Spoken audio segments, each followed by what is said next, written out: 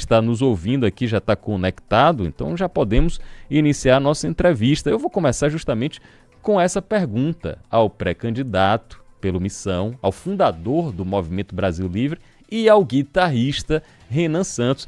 Renan, essas mensagens aqui empolgam você nessa campanha. Boa noite, Renan. Satisfação conversar com você. A satisfação ainda maior quando você lembrou que eu sou guitarrista também, né? Tô vendo aqui. Você já ganhou meu coração, pô. Obrigado pelo espaço. Sim, as mensagens me animam porque é um projeto geracional otimista, né? Boa parte dos projetos políticos no Brasil são projetos que ficam olhando para o passado para brigas, né? Ah, eu odeio isso, odeio aquilo, vou lançar uma candidatura para presidente para me vingar disso ou daquilo. Quando a gente tá olhando, cara, o futuro é glorioso, a gente pode aplicar uma série de políticas que alterem a dinâmica não só de poder no Brasil, mas a dinâmica de decadência econômica que o Brasil passa. Então, ter um projeto otimista traz as pessoas justamente para uma energia muito positiva, que é o que a gente está trabalhando para construir. Dá muito trabalho, cansa muito, eu confesso que eu estou bem derrubado hoje. Voltei do Maranhão, assim, numa turnê exaustiva, voltei doente do Maranhão, mas falo, não dá para desistir não dá para cansar, temos que trabalhar. E eu acompanhei muito do que você está fazendo aí em turnê, em visitas. Você está levando aí o nome do partido, Missão, que eu tive a oportunidade de conhecer antes de ser fundado por intermédio de Kim Kataguiri, quando ele veio aqui em Salvador, na visita mais recente, ele já estava falando, Pablo, vai ter um partido aí e vamos ter candidato a presidente. Isso foi no ano passado, se eu não me engano, no mês de outubro, ou mês de junho, agosto, e ele estava falando a respeito disso. Me surpreende bastante, positivamente, você é um jovem, o partido é recém-criado, a sua pontuação nas pesquisas eleitorais. Às vezes, a depender da pesquisa, acima, inclusive, de políticos consagrados que já estão com cargos eletivos, tem uma grande visibilidade de mídia, por exemplo. O que é que você atribui a isso, Renan Santos?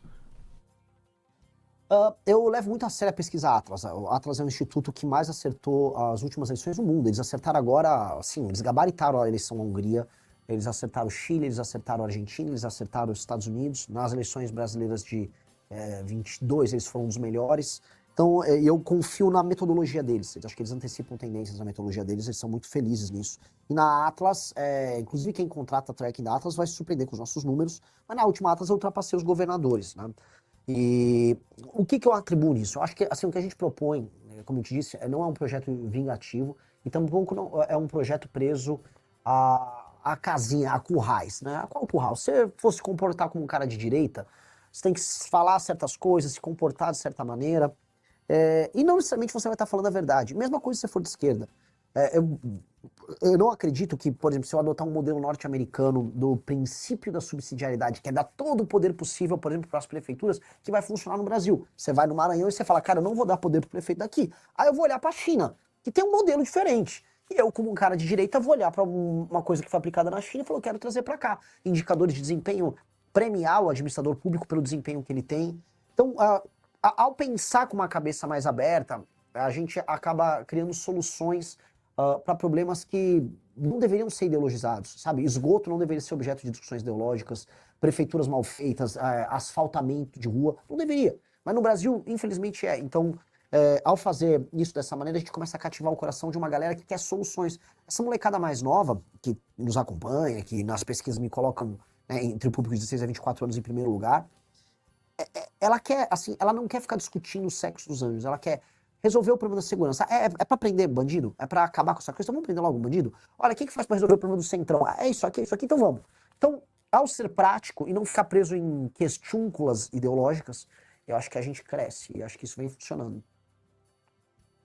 Candidato à presidência da República pelo partido Missão, é nosso convidado aqui no Linha de Frente especial, nessa noite de quinta-feira. Renan, o que é que você visitando nossa região, visitou o Maranhão, deve vir fazer a visita na Bahia, eu quero saber suas propostas para infraestrutura, para questões que afligem o Nordeste. Por exemplo, temos questões graves de saneamento básico que precisam ser resolvidas. As questões de segurança, obviamente, a gente está enfrentando nas últimas 24 horas aqui em Salvador e na região metropolitana. 2 policiais foram assassinados, um policial civil, um policial militar e agora há pouco um policial foi baleado aqui na nossa ilha vizinha, a ilha de Itaparica.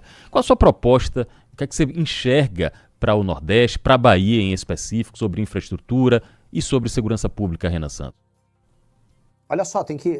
Você pediu para eu fazer então uma palestra de 1 hora, porque é tanto problema, que Isso é. eu teria que atacar todas as áreas. Porque a gente começa da infraestrutura. Se eu rodar praticamente todos os estados do Nordeste, as estradas são deploráveis. O Maranhão, naturalmente, é o pior dos casos. Já haviam me falado, olha, o Maranhão, você nunca verá estradas tão ruins como o Maranhão.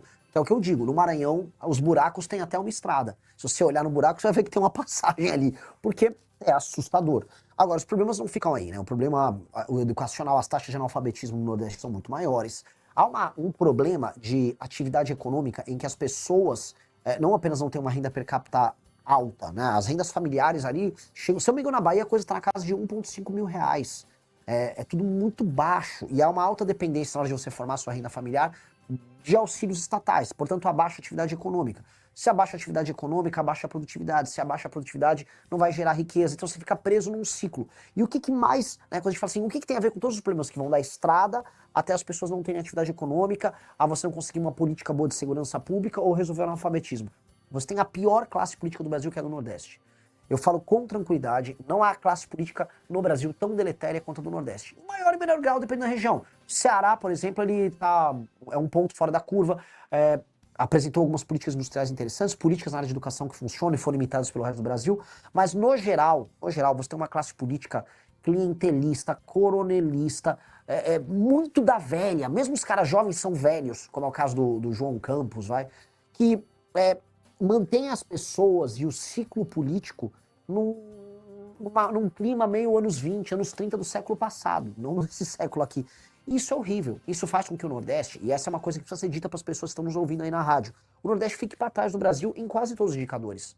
E mesmo hoje, estamos em 2026, tirando o caso específico de João Pessoa, da Paraíba, que tem pessoas migrando para Paraíba, as pessoas continuam saindo do Nordeste para procurar emprego em outros lugares do Brasil. Até quando a gente vai aceitar isso? Esse é um fluxo que está rolando desde os anos 30 do século XX. São quase 100 anos de nordestinos migrando do Nordeste para o Sul, Sudeste ou agora o Centro-Oeste.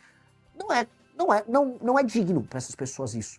Então a gente precisa dar um basta. E esse basta vai começar mexendo nos sistemas de incentivo da classe política, ou seja, o que faz uma pessoa entrar na política e como a gente mede o desempenho dela. Não pode ser só o voto, é uma dica. O político tem que ser avaliado por entregas na área de segurança, infraestrutura, educação. E se o político não entrega isso, especialmente os prefeitos, ele fica inelegível. Porque tem um outro problema, que aí eu vou jogar aqui também para você, que é um problema grande, que é o problema da compra de voto. O Nordeste, compra de voto acontece no Brasil inteiro, mas ela é a regra no Nordeste. Compra de voto tem até na cidade dos meus pais, Vinhedo, que tem um IDH altíssimo, uma cidade rica no interior de São Paulo.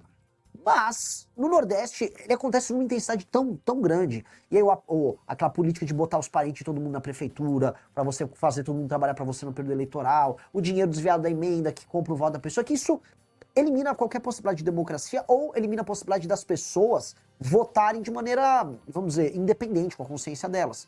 E aí esses políticos, essas famílias velhas vão mandando nas cidades, as cidades ficam pobres para sempre, e isso é ruim para todo mundo. Ruim para o povo do Nordeste que sofre, e ruim para o povo do Sul, Sudeste e Centro-Oeste, que acaba pagando a conta desses políticos, através do Pacto Federativo. E esse ciclo precisa mudar, eu quero mudar esse ciclo.